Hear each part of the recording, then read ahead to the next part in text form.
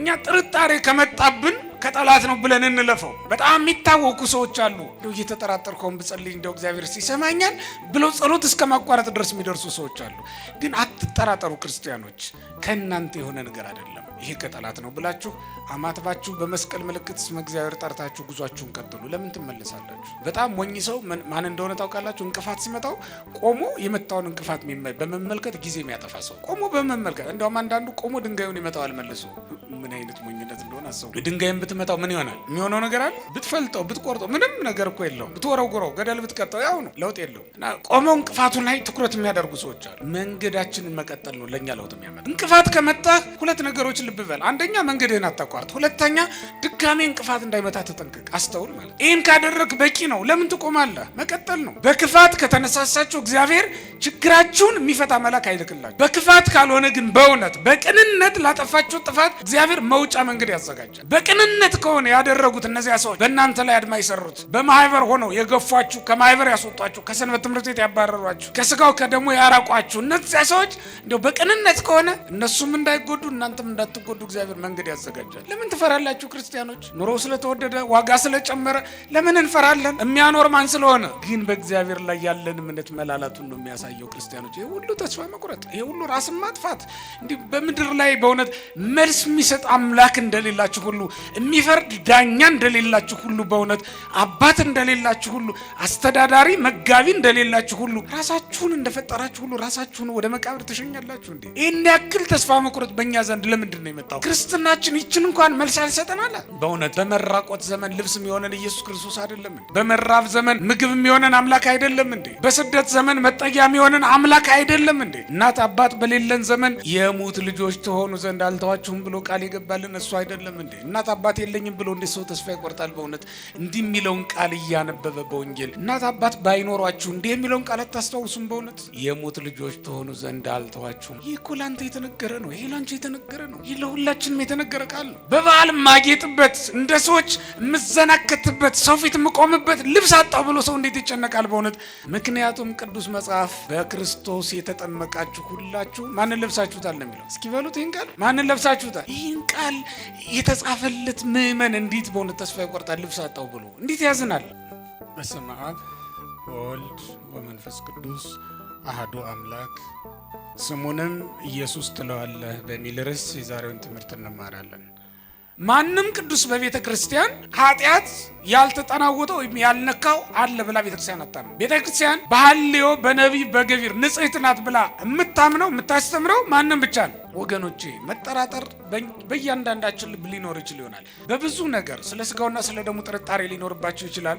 ስለ ክብረ ድንግል ማርያም ጥርጣሬ ሊነሳባችሁ ይችል ይሆናል። ስለምትጸልዩት ጸሎት በስዕላት ፊት ቆማችሁ ስትጸልዩ አሁን ይሄ እንደተባለው እንደው ይሰማኛል ልትሉ ትችላላችሁ። መቼስ ይሄ ሚዲያው የማያመጣው ፈተና አለ? መቼስ ውጭ ላይ የምንሰማው የባዕዳን ትምህርት የማይፈጥርብን ፈተና አለ? እንዲህ አይነት ሀሳብ በውስጣችሁ ሊፈጠር ይችል ይሆናል። ግን ክርስቲያኖች በአንድ ነገር ልንስማማ ይገባናል። ክፉ ሀሳብ በልባችን ሊወጣ ሊወርድ ይችላል። ከምንሰማው ወሬ የተነሳ ሊሆን ይችላል። አለበለዚያም ከልባችን መንጭቶ ክፉ ሀሳብ በልባችን ሊመላለስ ይችላል። ግን ከኛ የመነጨ እንዳልሆነ አስቡ።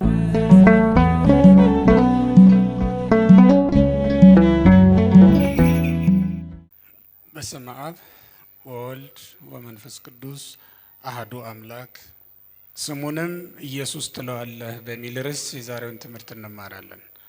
እስኪ በሉት የማቴዎስ ወንጌል ምዕራፍ 1 ቁጥር 1 ላይ የምናገኘው ቃል ነው። ዛሬ በቤተ ክርስቲያናችን ስርዓት መሰረት ወር በገባ በስድስተኛው ቀን ኢየሱስ ብለን በዓል እናከብራለን። ይሄ ማለት ጌታችን መድኃኒታችን ኢየሱስ ክርስቶስ ጥንተ ግዝረቱ ያው ጥር 6 ስለሆነ በዚያው በዓለ ግዝረቱ በተፈጸመበት ዕለት በየወሩ ያንን ስለምናስብ ስለምናስታውስ ነው እንግዲህ እንጂ ለጌታ ሁሉም ቀኑ ነው አይደል? ለሱ ያልሆነ ቀን አለ? የሱ ያልሆነ ፍጥረት አለ? ሁሉም የሱ ያልሆነ የለምና ዛሬ ደግሞ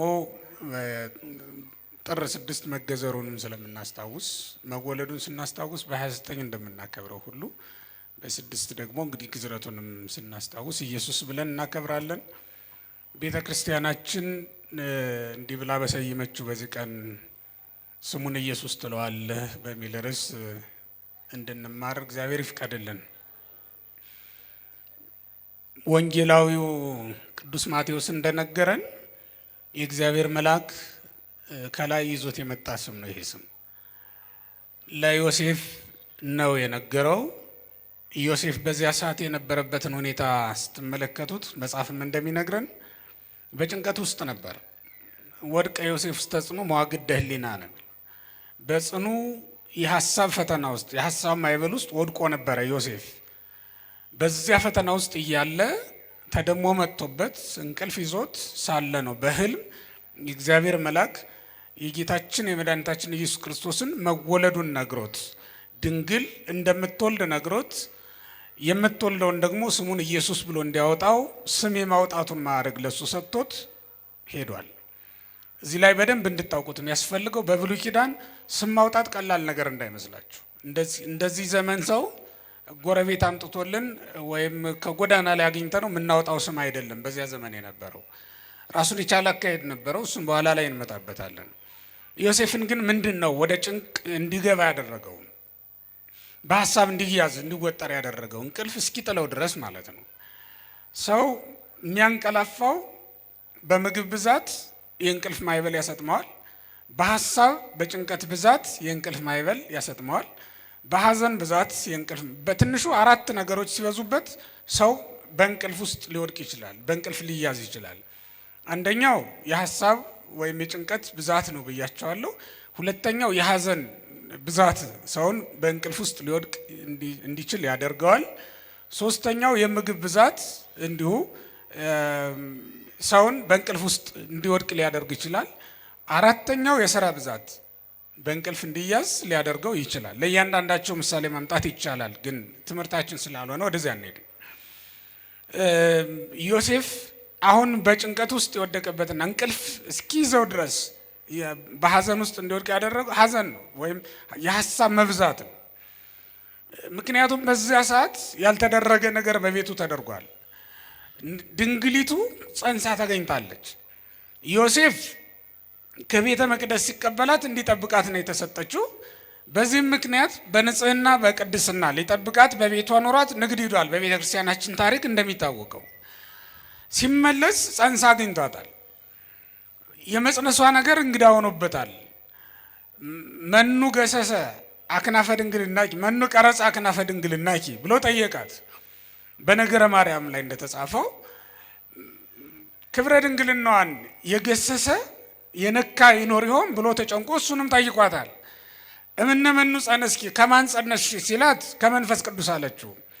ከመንፈስ ቅዱስ መጽነስ ያለ ተፈጥሮ ማህፀን መጽነስ እንደምን ይቻላል? ይሄ ለዮሴፍ እንግዳ ነገር ሆኖበታል። ምንም እንኳን በነቢያት በመጻሕፍት ጉዳዩን የሰማው ቢሆንም ሲደረግ ግን ይገርማልና ሲሰሙትና ሲደረግ ይገርማል አንድ ነገር። ስለዚህ ይሄ ድንቅ ነገር በዘመኑ በቤቱ በውስጡ ሲደረግ ባጠገቡ ሲደረግ አስደናቂ ነገር በመሆኑ ዮሴፍ በሀዘን ውስጥ እንዲወድቅ አድርጎታል ማለት ነው። ሌላው ደግሞ ከቤተ መቅደስ ከዕደ ካህናት የተቀበላት ናት፣ አደራ ናት እና አደራ ባለማክበሩ ባለመወጣቱ ጠብቆ ባለማቆየቱ በዚህም ሌላ ሀዘን በዮሴፍ ላይ ወድቆበታል። ሶስተኛው ደግሞ ስለ እሷ ፍቅር በሀዘን ውስጥ ወድቋል። አሁን በዚህ ምክንያት አይሁድ ሕጋችን ነው ብለው በድንጋይ ይወግሯታል፣ በእሳት ያቃጥሏታል ብሎ ስለ እሷን መጥፋት የሚጨነቅ ሆኗል። ጻድቅ ሰው ስለ ሰው ይጨነቃልና የዮሴፍ ጽድቁ በእነዚህ ምክንያቶች የተገለጠ ሆኗል። አንደኛው ስለ እሷ በመጨነቁ ጽድቁ ተገልጣለች።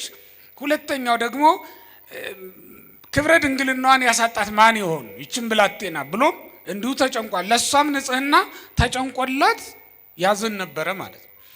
ይሄ ሁሉ ጽድቁን ገልጦለታል። ቅዱስ ወንጌልም እንደሚነግረን 2 ሰዎችን ወንጌላውያን ጻድቃን ብለው ጠርተዋል። በሉቃስ ወንጌል ምዕራፍ 1 ላይ ዘካርያስና ሚስቱ ኤልሳቤጥ ጻድቃን ተብለው ተጠርተዋል። በዚህ መጽሐፍ ላይ ደግሞ በዚህ ምዕራፍ ላይ በማቴዎስ 1 ላይ ማለት ነው ዮሴፍ ጻድቅ ተብሎ ተጠርቷል። ይህ ጻድቅ ተብሎ በወንጌላውያን የተመሰከረለት ንጹሕ ሰው ምን አሳዘነው ትሉኝ እንደሆነ እነዚህ አሁን የጠቀስናቸው ነገሮች ናቸው። የእሷ ከክብር ማነስ እንዲሁ እሱ እንዳሰበው ቢሆን ኖሮ የሚያሳዝን ነገር ነበር። ሰው ከክብር ሲያንስ፣ ሰው ከድንግልናውን ሲያጣ፣ ሰው ቅድስናውን ሲያጣ ካላሳዘነ ምን ሊያሳዝን ይችላል? ሰው ሲርበው ሲጠማው ብናዝንለት ይደክመዋል፣ ያማዋል፣ ይሞታል ብለን ነው። ይከሳል፣ ይጠቁራል ብለን ነው። ሰው ንጽህናውን ቅድስናውን ሲያጣ ብናዝንለት ግን ከእግዚአብሔር ይለያል ብለን ነው። እውነት ለመናገር ቢረበው ቢጠማው ከዚህ ምድር ህይወት ይወገድ ይሆናል። ይሄን ምድር በዚህ ምድር በህይወት መቆየት ላይችል ይሆናል። ንጽህናውን ቅድስናውን ድንግልናውን ሲያጣ ግን ከዘላለም ህይወት ይባረራል። ከዚህ ምድር በሞት ቢወሰድ በእግዚአብሔር መንግስት በህይወት ይኖራል። በእግዚአብሔር መንግስት በህይወት የመኖር እድልን ካጣ ግን ምን እድል ፈንታ ይኖረዋል? በእውነት ሰው ሆነን ለመፈጠራችን ዋናው ጥቅሙ ራሱ እኮ በእግዚአብሔር መንግስት ሕያው ሆኖ መኖር ነው አይደል እንዴ? የሰው እኮ አንዲት እድል ፈንታ ናት ያለችው፣ እሷም በእግዚአብሔር መንግስት ሕያው ሆኖ መኖር ናት እንጂ ሌላ ጥቅም እኮ የለውም። የሰው ልጅ በምድር ላይ እንዳሻው ቢበር እንዳሻው ቢሽከረከር ምንም ጥቅም የለውም እኮ። ዋናው የሰው ልጅ ሰው የመሆን ጥቅሙ በሰማይ ከብሮ ገኖ የዘላለም ህይወትን አግኝቶ መኖር ናት። አንድ ብቻ ናት ጥቅሙ ያለችው የሰው ልጅ በሰማይ የሚያገኛት ጽድቅ ናት። እሷም በዚህ ምድርማ እንስሳትም ይኖራሉ፣ አራዊትም ይኖራሉ። በዚህ ምድር በህይወት የመኖር መብት ለሰው ብቻ አይደለም ለእንስሳትም ተጠብቆላቸው ይኖራሉ። የእንስሳት መብት ተሟጋች የሚባል እኮ ተቋም አለ ራሱን ችሎ። እንደውም አንዳንድ ጊዜ የእንስሳት መብት ሳይበልጥ ይቀራል ከሰው መብት። አንዳንድ ሀገራት ላይ የእንስሳት መብት ከሰው በልጦ ልታገኙት ትችላላችሁ። ሰው በየመንገዱ ወድቆ ልታገኙት ትችላላችሁ። የእንስሳት መብት ተሟጋች ግን አለ። እኔ አንድ ቦታ ላይ ያየሁትን በመሰክር ወሬኛ ልባልም። ስዊድን ከተማ ላይ የመድኃኔዓለም ቤተክርስቲያን አለ። የኛ ቤተክርስቲያን የኢትዮጵያ ኦርቶዶክስ ተዋሕዶ ቤተክርስቲያን ጥንታዊነት ይታወቃል። እና ቤተ መቅደሱን ለመስራት አዲስ ቤተክርስቲያን ለመስራት ቦታ ተፈቅዶላቸዋል። ግን እዚያ የተፈቀደው ቦታ ላይ ዛፎች አሉ። እነዚያ ዛፎች ላይ ቤት ሰርተው የሚኖሩ ወፎች አሉ። እንግዲህ የአዲስ አበባ ሕዝብ ይህን ስማ በደንብ። ምክንያቱም ከእናንተ የተሻለ ኑሮ የሚኖሩ ወፎች አሉ። ከእናንተ ያልኩት እንዲያው ክፍለ ሀገር ወጣ ብለንም ጎጆ ብንሰራ መንግስት ዝም ሊለን ይችላል አይቶ እንዳላየ። አዲስ አበባ ግን ከባድ ነው አይደል? በልማትም በምንም ብዙ ነገር አለ። እና እነዚያ ወፎች ጎጆ ሰርተውበት የሚኖሩ ሁለት ዛፎች ስላሉ እነሱ እንዳይቆረጡ ተብሎ ቤተክርስቲያኑ ስንት ዓመት ነው ዘግይቷል። እስካሁን ድረስ አልተሰራም ገና። ቤተክርስቲያኑ የሚሰራበት ቦታ ላይ እነዚያ ዛፎች ቆመዋል። እነዚያን ዛፎች ሲቆርጥ ቤተክርስቲያኑ ለወፎች ጎጆ መስራት አለበት መጀመሪያ። እንግዲህ አስቡት፣ ለወፍ ደግሞ እናንተ ጎጆ ሰርታችሁለት አይገባም፣ ራሱ የሰራው ላይ ነው የሚኖረው። ስለዚህ እነዚያ ወፎች መብታቸው ተጠብቆ የእንስሳት መብት ተሟጋች የሚባለው ነው እንግዲህ አልፈቀደም። እሱ እስኪስማማ ድረስ ክርክሩ ይቀጥላል ማለት ነው በፍርድ ቤት። አንዳንድ ጊዜ እንዲህም አይነት ነገር አለ ማለት ነው። ሰው በምድር ላይ የሚኖረው ኑሮ ከእንስሳት የተለየ ላይሆን ይችላል። እንስሳትም በምድር ላይ በህይወት የመኖር መብት አላቸው። መብታቸው ተጠብቆ ይኖራል። ይበላሉ፣ ይጠጣሉ። እነሱም እንዲያውም እነሱ 24 ሰዓት ሊበሉ ይችላሉ። አንተ የምትበላው በቀን አንድ ጊዜ 2 ጊዜ ሊሆን ይችላል። በምድር ላይ በላባቸው በወዛቸው የማይበሉ እንስሳት አራዊት ናቸው፣ ያገኙትን በልተው ስለሚኖሩ። ሰው እንዲያውም በምድር ላይ በመከራ ነው የሚኖረው። መርገም የተላለፈውም በሰው ልጅ ላይ ነው። እንደምታውቁት የሰው ልጅ የበደለም እሱ ነው፣ ኃጢአት የሰራም እሱ ነው፣ መርገምም የተላለፈበት እሱ ነው፣ ጽድቅም የተሰጠው ለሱ ነው። ስለዚህ ልዩ የምንሆነው እኛ በሰማይ ባለችው ተስፋ ነው እንጂ በምድር ላይ ባለው ተስፋ አይደለም። በምድር ላይ ስላለው ተስፋ ማንም ቢሆን ሞኝ ሊሆን አይገባውም። በምድር ላይ በምንኖረው ኑሮ ከእንስሳት ከአራዊት የተለየን አይደለም። በሰማይ ስላለው ተስፋ ነው ሁላችን ሌላ ሆነን ልዩ ሆነን የምንኖረው እና በሰማይ ስላለው ተስፋ ስራ መስራት፣ መጠንከር፣ መበረታት እንድንችል አምላካችን እግዚአብሔር ይርዳን። ለዚህ ነው ንጽህናውን ቅድስናውን ላጣ ሰው ማዘን መተከዝ ይገባል፣ መጾም መጸለይም ይገባል። ልቡን መልስለት ብሎ ለአንድ ሰው መጸለይ የሚገባው ልክ እንደዚያ ነው። ለተራበ ሰው ምጽዋት እንደምትሰጡት ሁሉ ከጽድቅ ስራ ለተጓደለ ሰውም ልትጾሙለት፣ ጸሎት ልትይዙለት ይገባል። ባታውቁትም ማለት ነው። ለማታውቋት ለወደቀች ነፍስ፣ ዲያብሎስ ላጠቃት ነፍስ መጸለይ ማዘን ይገባል። በእርግጥ አሁን ቀረ እንጂ ድሮ ሰው ሲደባደብ ሲጣላ ብትመለከቱ መንገድ ላይ መገላገል ይቻላል አይደል? አሁን ደግሞ ያው እድሜ ለቲክቶክ ላይቭ መግባት ነው አይደል? አሁን እንደዛ ነው። እዚህ ካሉ እያሟቸው እንዳይሆን ቲክቶከሮቹ አሁን ባለው ሳይሆን በጥንቱ ስርዓት ገላግላችሁ ሰዎችን በሰላም አስታርቃችሁ ልትሄዱ ትችላላችሁ። ከእግዚአብሔር ጋር የተጣላ ሰው ብታዩም ልክ እንደዛው ሳታስታረቁት ልትሄዱ አይገባም። አንድ ክርስቲያን እንደዚህ አይነት ልምድ ሊኖረው ይገባል። እንዲህ አይነት ስራ መስራት ይኖርበታል። ዮሴፍ ጻድቅ ያሰኘው አንዱ ይሄ ቸርነቱ ነው። ይሄ በጎ ስራው ነው። ጻድቅ ካሰኙት ነገሮች አንዱ ስለ ሰው የሚጨነቅ በመሆኑ ስለ እመቤታችን ስለ ቅድስት ድንግል ማርያም ነበር ያዝን የነበረው። በስህተት የጸነሰች መስሎት ነው። ይህንን ሊያስረዳ እግዚአብሔር መልአክ በህልም ተገለጠለትና ዋስተራዮ መልአክ እግዚአብሔር በህልም ለዮሴፍ ነው። የእግዚአብሔር መልአክ በህልም ለዮሴፍ ታየው ይላል። በግልጥ እንዳይናገረው መልአክ አይቶ አያውቅምና እንዳይደነግጥ በህልም ታየው፣ ተነጋገረው። እንዲህም አለው ኢትፍራ ነሲዮታ ለማርያም ፈርጥቅ፣ ማርያምን ለመውሰድ አትፍራ፣ እስመ ዘይትወለድ እምኔሃ እመንፈስ ቅዱስ ነው ያለ። ከሷ የሚወለደው በግብረ መንፈስ ቅዱስ ነውና ብሎ ከሷ በምን እንደሚወለድ የጸነሰችው በግብረ መንፈስ ቅዱስ የምትወልደውም በመንፈስ ቅዱስ እንደሆነ ነገረው። አስቀድሞ እሷ ነግረዋለች፣ በመንፈስ ቅዱስ እንደጸነሰች በመንፈስ ቅዱስም እንደምትወልድ ነግረዋለች። ያንን ነው ያስረዳው። የእግዚአብሔር መልአክ መጥቶ በመንፈስ ቅዱስ ትጸንሳለች፣ በመንፈስ ቅዱስ ትወልዳለች። በምን ትጸንሳለች? በምን ትወልዳለች?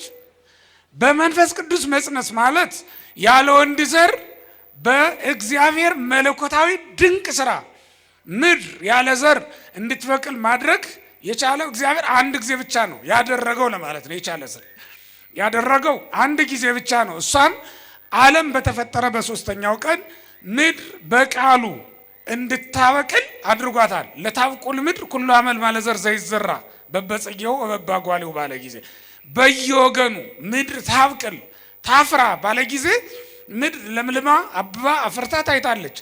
በዕለተ ሰኑይ ምድር ባዶ ነበረች። በዕለተ እሁድ ምድር በውሃ የተሞላች ነበረች። በዕለተ ሰሉስ እንደ እግዚአብሔር ቃል በበጎ መዓዛ በበጎ ፍሬ የተሞላች ሆነች። ይሄ ከማን ቃል የተነሳ ነው? ገበሬ ዘርቶባት ገበሬ አርሷት ጎልጉሏት ነው አይደለም። በማን ቃል? በእግዚአብሔር ቃል ምድር የተሞላች ሆና ተገኘች። እመቤታችን ገራይተ ሰሉስ የምትባለውም ለዚህ ነው። የዕለተ ሰሉስ እርሻ ተብላ ትጠራለች። የዕለተ ሰሉስ እርሻ ያለ ገበሬ ድካም ወዙን ያንጠበጠበባት ገበሬ የለም። እርሻ ወጥቶ የታየ ገበሬ የለም። የደከመባት ገበሬ የለም። በማን ቃል ብቻ? በእግዚአብሔር ቃል ብቻ ያበቀለች መሬት ናት። የሶስተኛው ቀን እርሻ የምትባለው ወይም የዕለተ ሰሉስ መሬት የምትባለው በእግዚአብሔር ቃል ያፈራች ምድር ናት። እመቤታችን ቅድስት ድንግል ማርያምም በመላኩ ቃል ብቻ የጸነሰች ስለሆነች ነው። ከወንድ ጋር አልተጨዋወተችም። ሴቶች አስቀድመው ከጎልማሶች ጋር ይጨዋወታሉ፣ ቀጥለው ከጎልማሳ ጋር ይተኛሉ፣ ቀጥለው የጎልማሳ ዘር ይቀበላሉ፣ ቀጥለው ይጸንሳሉ። መጽነስ አራተኛ ደረጃ ነው ማለት ነው። መውለድ ደግሞ አራተኛው ሁኔታ ነው የሚሆነው። አስቀድመው ተፈትሮ ማህፀን ያጋጥማቸዋል። ያ ማለት ሰስሎተ ድንግልና ያጋጥማቸዋል ማለት ነው። ከድንግልና አንቀጽ ይወጣሉ፣ በድንግልና የሚገኘውን ጸጋ ያጣሉ ማለት። ሁለተኛ ዘር ይቀበላሉ፣ ሶስተኛ ይወልዳሉ። ይሄ ነው የሚሆነው በሴቶች በኩል። እመቤታችን ቅድስት ድንግል ማርያም ግን አስቀድማ አቂበ ድንግልና በህሊናዋም ጀምሮ ማለት ነው፣ ከህሊና ጀምሮ ያለ ወንድ ዘር ወይም ከወንዶች ጋር ያልተጨዋወተች፣ በጆሮዋ የጎልማሶችን ወሬ ያልሰማች፣ የጎልማሶችን የፍቅር እና የማታለል ዜና ያልሰማች ናት። ይሄ ማለት ጆሮዋም ድንግል ነው ማለት ነው። የመላኩን ቃል ካልሆነ በስተቀር የጎልማሳ ቃል ባለመስማቷ ድንግል እመቤታችን በጆሮዋም ድንግል ተብላ ትጠራለች ማለት ነው። ከዚያስ በህሊናዋም ጎልማሶችን ለመውደድ ህሊናዋን ያልከፈተች ማለት ነው። ለወንድ ፍቅር ልቧን ያልከፈተች እናት እመቤታችን ቅድስት ድንግል ማርያም በማን ፍቅር ስለተያዘ አስቀድሞ ልቧ በማን ፍቅር? ልብ በሉ፣ በእግዚአብሔር ፍቅር የተሞላ ስለነበረ ልቧ እንደ እግዚአብሔር የምትወደው እንደ እግዚአብሔር የምትሰማው ማንም የለ። የሚያረጋጋት የሚያጽናናት ማንም የለም ከእግዚአብሔር ቃል በስተቀር ማለት። ለዚህም ነው ትጸርወትም ልያምር ምንተን የምንላት ዘይን መልንጽ ቃሉ ለመላክ ዛብሰረኒ ይላታል። መልካ ውዳሴ የደረሰ ሰው ቅዱስ ኤፍሬምም በውዳሴ ማርያም ላይ እንደተናገረው ያለ እግዚአብሔር በቀር ከእግዚአብሔር ቃል በስተቀር ምንምን አላውቅም ብላ ድንግል እመቤታችን በቤተ መቅደስ አሰምታ ምን ትል ነበር? ትናገር ነበር ተብሎ የሚዘመርላት የሚነገርላት ለእመቤታችን ለዚህ ነው። ያለ መልአኩ ቃል ምንም ሳትሰማ የጎልማሳ ቃል ያልሰማች አባ ሕርያቆስም በቅዳሴው አኮ ራዙት ስፉጣን ዘናዘዙኪ አላ መላእክተ ሰማይ ያወጹኪ ሚላት እነሱ ተታለው ፍቶተ ሥጋ አታሏቸው። መቼም ፍቶተ ሥጋ ነው አይደል ወደ ሴት እንዲመለከት የሚያደርገው አንድን ጎልማሳ ፍቶተ ሥጋ እኮ ነው። እንደው አይወለዳትን ሴት እንቅፋት ሲነታት ደፋ ልበልልሽ የሚያሰኘው እኮ ምንድን ነው? ምናልባት እኮ ያ እንቅፋት የመጣው ወንድ ቢሆን እያየህ አትሄድም ደንባራ ሊል ይችላል። ሴት ከሆነች ግን ደፋ ልበልልሽ ብሎ ቀድሞ ሊደፋላት ይችላል። ይሄንን የሚያደርገው ከውስጡ የሚቀጣጠል ነገር ይኖራል። እንደዚህ አይነት ስሜት ያለባቸው ጎልማሶች ያረጋጉሽ ያታለሉሽ አይደለም ጎዳሽ ብለው ወንዶች የሚያታልሏቸው የሚያረጋጓቸው ሴቶች አሉ አይደል? እንባቸውም ይጠርጉላቸው አሉ። እመቤታችን ቅድስት ድንግል ማርያም ይሄ ሁሉ ያልገጠማት ናት። ከመላእክት ቃል በስተቀር ሌላ ያልሰማች ናት። እመቤታችን ቅድስት ድንግል ማርያም እንዲህ ባለ መንገድ የመጣች ናት። በግብረ መንፈስ ቅዱስ መጽነስ ማለት ይሄ ነው። ተመልከቱት። ድንግልናዋንም ያስጠበቃት መንፈስ ቅዱስ ነው። ሕሊናዋን የዘጋው የቆለፈ ለዚህ ዓለም የታተመች እንድትሆን ያደረጋት ነብዩ ነግሮናል። ነብዩ ሕዝቅኤል እኮ የተናገረው አልወዘዋዘይ ነው ለእግዚአብሔር ኃያላን በውስጥ ውስጥ የታወጻ የኃያላን አምላክ ገብቶባታልና ማንም ሊገባባት የማይችላት እንደሆነች ነግሮናል። ትንቢተ ሕዝቅኤል ምዕራፍ 44 ላይ እንደምናየው ከቁጥር 1 ጀምራችሁ ስትመለከቱት ማንም የማይገባባት ማን ስለገባ አስቀድሞ ማን ስለገባ እግዚአብሔር ገብቶባታልና ምንም አይገባባትም የተባለው። የፀሐይ ሰሌዳ እኮ አስቀድሞ ብርሃን ስለተሳለበት ጨለማ ሊሳልበት በፍጹም አይችልም። ተመልከቱት። እንደ ጨረቃ ሰሌዳ አይደለማ። ብርሃኑ የሚያልቅ አይደለም። የማያልቅ ብርሃን አስቀድሞ ስለተሳለበት ጨረቃ ፀሐይ ጨለማ ሆኖ ይታያል ተብሎ አይታሰብም። እመቤታችን ቅድስት ድንግል ማርያም ልቡናዋ እንደ ፀሐይ ሰሌዳ ያለ ነው። ብርሃን የማይለየው ማለት ነው። እንደ ጨረቃ አይደለም። ጨረቃ የቅዱሳን ምሳሌ ነው። የማን የቅዱሳን ምሳሌ? በደንብ ልብ በሉ። ጨረቃ የማን ምሳሌ? ፀሐይ ደግሞ የማን ምሳሌ? የእመቤታችን የቅድስት ድንግል ማርያም ምሳሌ ነው። ቅዱሳንም በጨረቃ ምን መስላቸው? አንድ ጊዜ ኃጢአት ሌላ ጊዜ ጽድቅ ስለሚፈራረቅባቸው ነው። ማንም ቅዱስ በቤተ ክርስቲያን ኃጢአት ያልተጠናወተው ወይም ያልነካው አለ ብላ ቤተክርስቲያን አታምንም። ቤተክርስቲያን በሐልዮ በነቢብ በገቢር ንጽሕት ናት ብላ የምታምነው የምታስተምረው ማንም ብቻ ነው? እመቤታችን ቅድስት ድንግል ማርያምን ብቻ ነው። እንደ ፀሐይ ሰሌዳ ያልናት ብለዚህ ነው። የፀሐይ ሰሌዳ ብርሃኑ የማይጎልበት ስለሆነ ነው። አሁን ጨለማ ነው አይደል? ፀሐይ የለም። ፀሐይ ስለጨለመ ነው ፀሐይ የሌለው ብርሃን የሌለው። ፀሐይ ስለሌለ ነው እንጂ ፀሐይ ስለጨለመ አይደለም። ጨረቃ ግን የሌለበት ሰዓት ይኖራል። ለምን? ብርሃኑ ወይም ሰሌዳው ብርሃን የሌለው የሚሆንበት ጊዜ ስላለው ማለት ነው። ለዚህ ነው እንደ ቅዱሳን ጻድቅ 7 ጊዜ ይወድቃል 7 ጊዜ ምን ይላል አይደለም እንለው። ጨረቃም እንደዚያ ናት። ሲሞላ ሲጎል ትሆናለች ማለት። እመቤታችን ግን ከጽድቅ የምትጎልበት ምንም ጊዜ የለም። ከምን ማን? እመቤታችን ልቡናዋ እግዚአብሔርን ከማሰብ የሚያቋርጥበት ጊዜ የለም። የውሃ ምንጭ ምናልባት የሚደርቅበት ጊዜ ይኖራል። ድንግል ማርያም ግን ልቡናዋ እግዚአብሔርን ከማሰብ የሚያቋርጥበት ጊዜ የለም።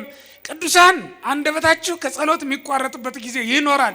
እማምላክ ቅድስት ድንግል ማርያም ግን አንደበቷ ስመ እግዚአብሔር ከመጥራት ሕሊናዋም እግዚአብሔርን ከማሰብ የምታቋርጥበት ጊዜ የላትም ነው የላትም። ሁልጊዜ እግዚአብሔርን ታስባለች። ስለዚህም እንደ ፀሐይ ሰሌዳ ብርሃን የማይለየው ሕሊና ነው ያላት። እንዲሁም እንደ ውሃ ምንጭ የማይቋረጥ የሚፈስ ሁልጊዜ በጎነት ቸርነት ከእመቤታችን አይታጣም ነው። ቢፈልጉባት የማይታጣባት በጎ ነገር እመቤታችን ቅድስት ድንግል ማርያም ናት። የማይለያት ናት ማለት ነው። ስለዚህ መንፈስ ቅዱስ አስቀድሞ የጠበቃትና ንጽሕት ያደረጋት ናት። በምን ሊለያት አይችልም። የማይለያት ጸጋዋ ነው ይሄ። ለእመቤታችን ለቅድስት ድንግል ማርያም እንዲህ ባለ ጸጋ የጸናች ስለነበረች በመንፈስ ቅዱስ ጸንሳ በመንፈስ ቅዱስ ትወልዳለች እንጂ ማምላክ ቅድስት ድንግል ማርያም መቼመች ቢሆን በግብረ እጓለ እመሕያው በሰው ልጆች ስራ ወይም በልማደ ሰብ ተጸንሳለች ተብሎ የማይታሰብ ነው። መልአኩ ይህንን ነው ለዮሴፍ አስቀድሞ የነገረው። አስቀድሞ ይህንን የነገረው ለዮሴፍ የሚጠብቃት የሚረዳት እሱ ነውና ንጹሕ ሆኖ አውቋት እንዲረዳት ስለሚፈልግ ነው። እግዚአብሔር ይህን ምስጢር የገለጠለት በንጽህና ሆኖ እንግዲህ ልብ በሉ፣ እንደ ሌሎቹ በጥመት በጠማማነት ተጠራጥሯት አይደለም። እንደ አይሁድ በጠማማነት ነው። ልብ በሉ፣ አይሁድ አስቀድመው የጠረጠሯት እነሱ ናቸው። ትውጣልን ከቤተ መቅደስ ብለው ያስወጧት እነሱ ናቸው። እነሱ በጠማማነት ስለነበረ የተነሱት መልአክ መጥቶ አላስረዳቸውም። ወገኖቼ መጠራጠር በእያንዳንዳችን ልብ ሊኖር ይችል ይሆናል። በብዙ ነገር ስለ ስጋውና ስለ ደሙ ጥርጣሬ ሊኖርባችሁ ይችላል። ስለ ክብረ ድንግል ማርያም ጥርጣሬ ሊነሳባችሁ ይችል ይሆናል። ስለምትጸልዩት ጸሎት በስዕላት ፊት ቆማችሁ ስትጸልዩ አሁን ይሄ እንደተባለው እንደው ይሰማኛል ልትሉ ትችላላችሁ። መቼስ ይሄ ሚዲያው የማያመጣው ፈተና አለ? መቼስ ውጭ ላይ የምንሰማው የባዕዳን ትምህርት የማይፈጥርብን ፈተና አለ? እንዲህ አይነት ሀሳብ በውስጣችሁ ሊፈጠር ይችል ይሆናል። ግን ክርስቲያኖች በአንድ ነገር ልንስማማ ይገባናል። ክፉ ሀሳብ በልባችን ሊወጣ ሊወርድ ይችላል። ከምንሰማው ወሬ የተነሳ ሊሆን ይችላል። አለበለዚያም ከልባችን መንጭቶ ክፉ ሀሳብ በልባችን ሊመላለስ ይችላል። ግን ከኛ የመነጨ እንዳልሆነ አስቡ። ክፉ ነገር ሁሉ ከኛ የበቀለ አይደለም። ከማን ነው? ከክፉ አባት ከሰይጣን የመጣ ነው። እንዲህ ተብሎ ስለተጻፈ በማቴዎስ ወንጌል ምዕራፍ 13 ቁጥር 24 26 ድረስ ባለው ስትመለከቱ ጠላት ይህን አደረገ የሚል ነው ታገኛላችሁ። ማን ይህን አደረገ? እስኪ በሉት ሁላችሁም፣ ጠላት ይህን አደረገ በሉ። ምኑን? ተንኮሉን፣ ዘረኝነቱን፣ መከፋፈሉን፣ አድመኝነቱን፣ ጥላቻውን፣ ይህን ሁሉ ማን አደረገ? ወንድሞቻችን በእኛ ላይ የሰሩትን አድማ ሁሉ ማን አደረገ?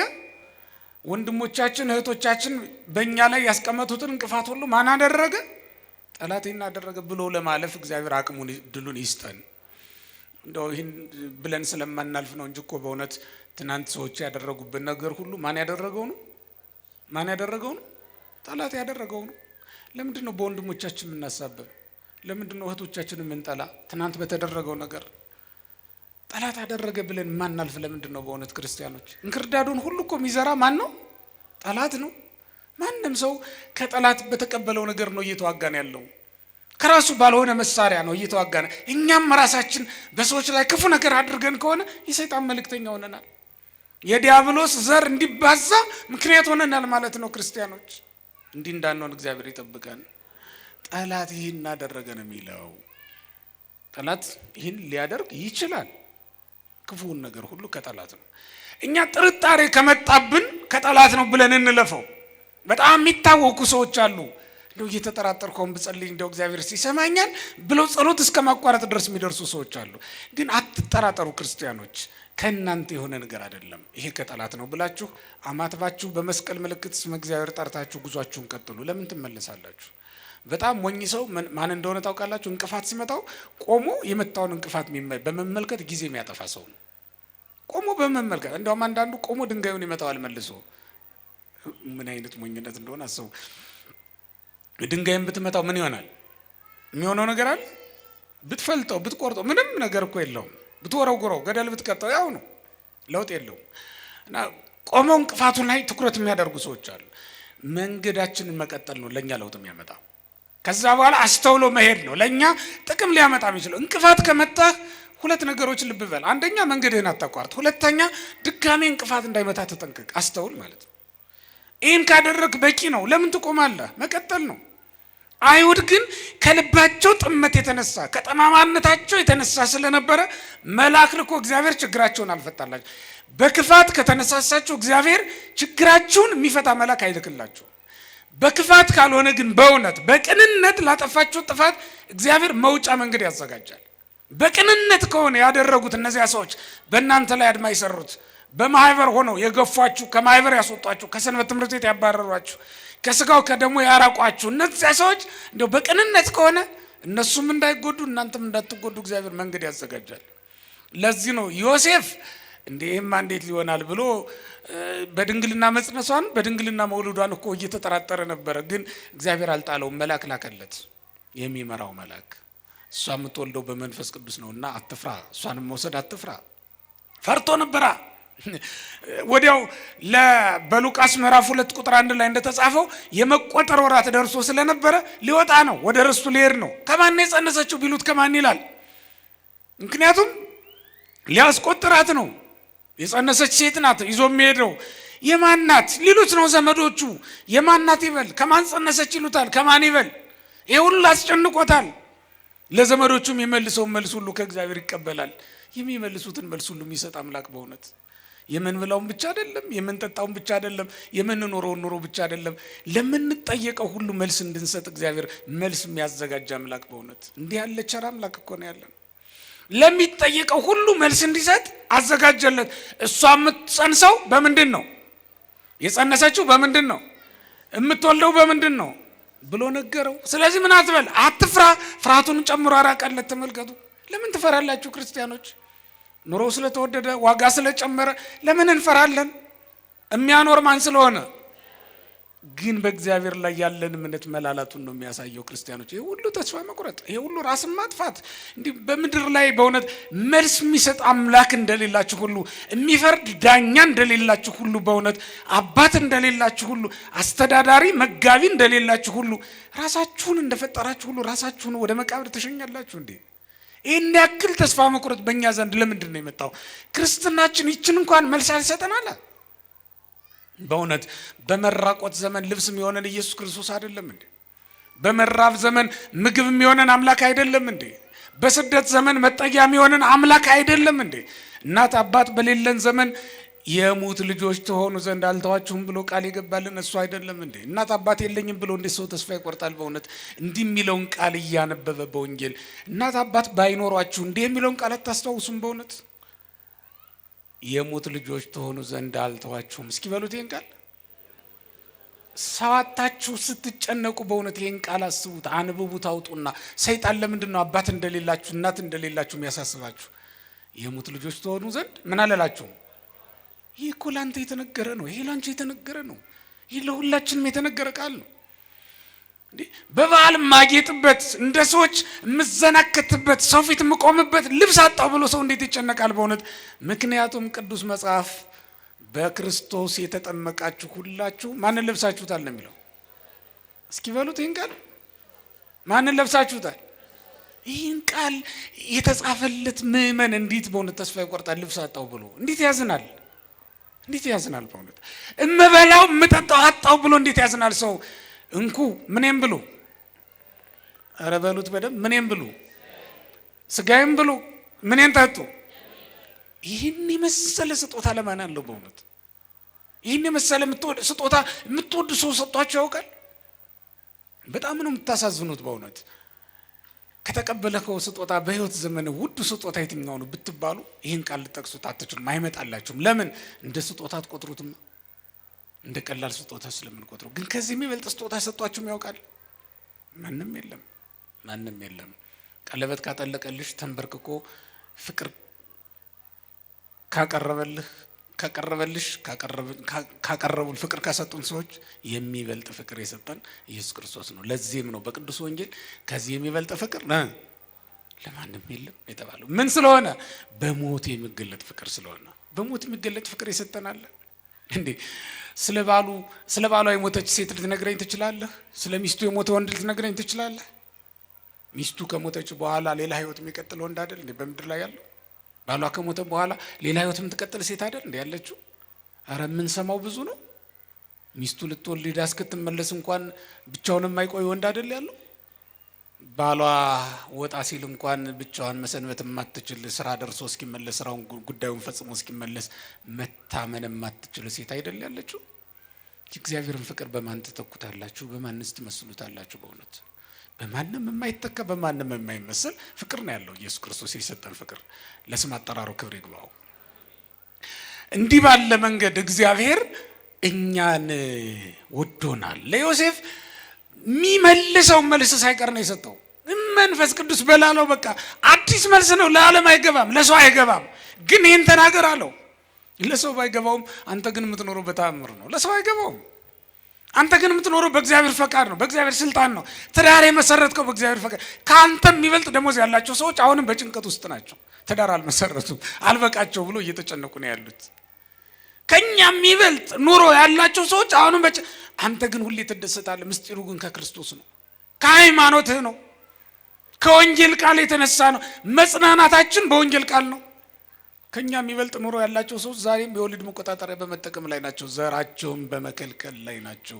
ኑሯችን አይበቃም፣ ቤታችን ይጠበናል፣ ኑሯችን ይጠብብናል ብለው እንጀራ ያንሰናል ብለው በመጨነቅ ላይ ናቸው። እኛ ግን አሁንም እግዚአብሔር እንደፈቀደ እየኖርን ነው ያለ ነው። ማን ስለፈቀደ? እግዚአብሔር ስለፈቀደ እየኖርን ነው። ዮሴፍን ለዚህ ነው ማንም ባያምንም ይሄን ቃል ተናገራለሁ። ዮሴፍም አልተጠራጠረም። ይህንኑ ቃል ተቀብሎ ነው ሄደው። በቃ አትጠራጠሩ፣ እግዚአብሔር ያኖራል፣ እግዚአብሔር ያኖራል። ምድር ብትጠብ እንኳን ከሰማይ በላይ ከሰማይ በታች ከምድር በላይ ያኖራቸው እኮ ሰዎች አሉ። አቡነ ገብረ መንፈስ ቅዱስ ከሰማይ በታች ከምድር በላይ 7 ዓመት ኖረዋል እኮ 7 ዓመት ኖረዋል። አቡነ ጸጋዬ ኢየሱስ ወይም ደግሞ ዘርቡሩክ ደግሞ ዓለም በሄሞቶ ሌዋታንን ጎብኝተዋል። ማንም የማይኖርበትን ዓለም ሁሉ ወስዶ አሳይቷቸዋል። በብዙ ቅዱሳን ገድል ስትመለከቱ ተአምር ታያላችሁ። እግዚአብሔር ሰው በሚኖረው መንገድ ብቻ አይደለም የሚያኖረው። ሰው በሚያውቀው መንገድ ብቻ አይደለም አንተን የሚፈውስህ፣ የሚያድነን፣ የሚጠብቀን፣ የሚመግበን ሰው በሚያውቀው መንገድ ብቻ ነው ብሎ የሚጨነቅ በጣም ብዙ ሰው አለ። በቃ ይሄማ ካልደረሰኝ ምን ሆናለሁ ብሎ የሚያስብ፣ በቃ በዚህ ድልድይ ካላሻገረኝ ይሄ ድልድይ ከተሰበረ በምን ልሻገር እችላለሁ ብሎ የሚያስብ። እግዚአብሔር አንድ ድልድይ ብቻ ነው ያለው። እግዚአብሔር አንድ ጥበብ ብቻ ነው ያለው አንተን የሚፈውስበት። በእውነት አንተ የምታውቀውን ብቻ ነው የሚያውቀው እግዚአብሔር። አንተ በምታውቀው መንገድ ብቻ ነው አንተን የሚመራ እግዚአብሔር። እንዴ ሙሴ በዚያ መንገድ ነበር እንደ ህዝቡን ሊመራቸው ያሰበው? በዚያ መንገድ እኮ አይደለም። ሙሴ 40 ቀን ሊያገባቸው ነበር አይደል እንዴ ያሰበው የወሰነው? ግን እግዚአብሔር የፈቀደው ነው የሆነው። ስለዚህ ወገኖች እግዚአብሔር በፈቀደልን መንገድ ነው የምንኖረው። ይህን ማመን ይገባናል። ይህንን ብሎ ነው ለዮሴፍ ሂድ ብሎ የሰደደው። ከዚያ በኋላ ስሙንስ ማን ትለዋለህ? ኢየሱስ ትለዋለህ። ማን ትለዋለህ? ለዮሴፍ የአባትነት ማዕረግ ሲሰጠው ነው ይላል ቅዱስ ዮሐንስ አፈወርቅ ይህን ቃል ሲተረጉም። ለዮሴፍ የአባትነት ጸጋ እየሰጠ፣ ምክንያቱም በዚያ ዘመን ስም የሚያወጣ አባት ነው። በሉቃስ ወንጌል ምዕራፍ 1 ላይ ስንመለከት ኤልሳቤጥ ዘካርያስ ሳይጠየቅ ምን ይባላለች? ዮሐንስ ይባል ብላ ስም አወጣች። አይ አባት ሳይጠየቅ ብለው ወደ ማን ነው የሄዱት? ወሰአለ ለውሃ ይላል። እንደውም ወረቀት ስጡኝ ብሎ ለመነ። ገና አንደበቱ አልተፈታም ስለነበረ። ከዚያስ ወረቀት ሲሰጡት ብራናው ላይ ዮሐንስ ብሎ ጻፈ። ወዲያውኑ ሲጽፈው አፉ ተፈታና ዮሐንስ ይባል ብሎ ስም አወጣ። ሲጸነስ የአባቱን አፍ ዘጋ። ሲወለድ ደግሞ የአባቱን አፍ ምን አለ? ማን ነው እሱ? ዮሐንስ። ይሄ የአባት ወግ ስለነበረ ነው። ለዮሴፍም ምንም እንኳን በሱ ዘር ያልተጸነሰ ቢሆንም ጌታ የሚያሳድገው ግን እሱ ነውና የአባትነቱን ጸጋ አልነፈገውም ይላል። እንዲያውም እመቤታችን ቅድስት ድንግል ማርያም ራሷ አባትህ ብላ ስትጠራው ሰምተናል። በሉቃስ ወንጌል ምዕራፍ 2 ላይ አነ ወአቡከ እንዘ ነሐስሰከ አይደል የምትለው? እኔና አባትህ እየፈለግንህ ብላ ተናግራለች እሷም። ስለዚህ በእመቤታችንም ንግግር ስንመለከት መልአኩም ሲናገር የሚጸነሰው በማን ነው አለው? የሚወለደው በማን ነው አለው? ግን አንተ ምኑ ነህ? አባቱ ነህና ማን ትለዋለህ? ትለዋለች አይደለም ያለው፣ ልብ በል ትለዋለህ ነው ያለው። በዘመኑ ስም ማውጣት የማን ስለነበረ? የአባት ፈንታ ስለነበረ ነው። ምክንያቱም ሴቲቱም እንዳታወጣ ሴቲቱ ራሱ ስም የተቀበለችው ከማን ስለሆነ? ከአዳም ነው የተቀበለችው። ሔዋን ትባል አይደል ያላት? ሔዋን ትባል ብሎ ስም ያወጣላት ለዚያ ነው። ለዚህ ይሆን እንዲያው አሁን ወንዶቹ ቶሎ ብለው ስም ያወጣሉ ለሚስቶቻቸው። ስለዚህ አባት ነበር ስም እያወጣ የቀጠለው ማለት ነው። በዚህ መንገድ የቀጠለ ልማድ ስለነበረ ዮሴፍ ስሙን ኢየሱስ ትለዋለህ ተባለ። ይህ የሰማይና የምድር ስልጣን ያለው ስም፣ ይህ በሰማይም በምድርም የሚመስለውም የሚተካከለው የሌለ ታላቁ ስም እንዲህ ባለ መንገድ ነው የወጣው። የእግዚአብሔር ቤተሰቦች ይሄ ስም የወጣው ለምንድን ነው ትሉኝ እንደሆነ እንዴት የሚያጽናና ትርጉም አለው መሰላችሁ? እስመ ውእቱ ያድኅኖሙ ለሕዝቡ ኃጢአቶሙ፣ ሕዝቡን ከኃጢአታቸው ያድናቸዋልና ብሎ ነው የተናገረው እግዚአብሔር። የእግዚአብሔር መልአክ መጥቶ ሕዝቡን ከኃጢአታቸው ምን ይላቸዋል? እስቲ ይህን ቃል በሉላችሁ። ስሙንም ኢየሱስ ትለዋለህ፣ ሕዝቡን ከኃጢአታቸው ያድናቸዋልና። ከኃጢአት ስለሚያድን ነው ኢየሱስ የተባለው። ልብ በሉ። ምን ስለሚያደርግ? ከኃጢአት ስለሚያድን ኢየሱስ ተብሎ ስሙ ተጠርቷል። ዛሬ ኢየሱስ ብለን የምንጠራው ከኃጢአት የምንፈወስበትን የምንድንበትን ስም ነው ኢየሱስ ብለን የምንጠራው ማለት። ከዚያ በኋላ ሐዋርያት የታመሙ ሰዎችን ለመፈወስም ይህን ስም ተጠቅመውበታል። ማን ብለው? አጋንንትን ለማውጣትም ይህን ስም ጠርተውታል። ማን ብለው? ኢየሱስ ብለው። ታምራት በማድረግ ጊዜ ሁሉ ይህን ስም ጠርተውታል። ማን ብለው? ኢየሱስ ብለው ይህን ስም ጠርተውታል። መልአክ እንደነገረን ከዚያ በኋላ መድኃኒት የሆነውን ይህንን ስም ሳንጠራው ውለን ልናድር አንችልም ማለት ነው። ኢየሱስ ብለን ስንናገር መለኮት ከስጋ ጋር ስጋም ከመለኮት ጋር በተዋህዶ የሚጠሩበት ስም ነው። ይህን ስም ስታስታውሱ ሁልጊዜ ይህን ስም ስትጠሩ እነዚህን ነገሮች አስቡ። አንደኛ ይህን ነገር አስቡ። አንደኛው የተዋህዶ ስም መሆኑን። የምን ስም? የምን ስም? ይህን ስም ስትጠሩ ምስጢረ ተዋህዶን አብራችሁ አስቡ። ምን በማለት መለኮት ከስጋ ጋር ስጋም ከመለኮት ጋር አንድ ቢሆን የወጣለት ስም ነው። ይሄ ስም ቅዱስ ቄርሎስ እንደተናገረው ብቻውን መለኮት ብቻውንም ትስብእት አይጠራበትም። መለኮትም ብቻውን ስጋም ብቻውን በዚህ ስም ምን አይልም? ምን አይልም? ሁላችሁም አይጠራም በሉ። አይጠራበትም። ሁለቱም አንድ ቢሆኑ ማንና ማን?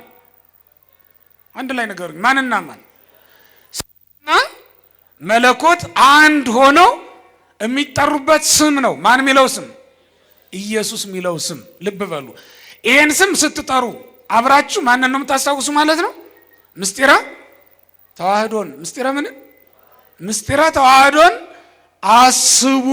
ይሄን ስም ስትጠሩ በእውነት ይሄንን የመሰለ ድንቅ ምስጢር ያለው ስም ይዛችሁ ስትለያዩ ግን በጣም ያሳዝናል።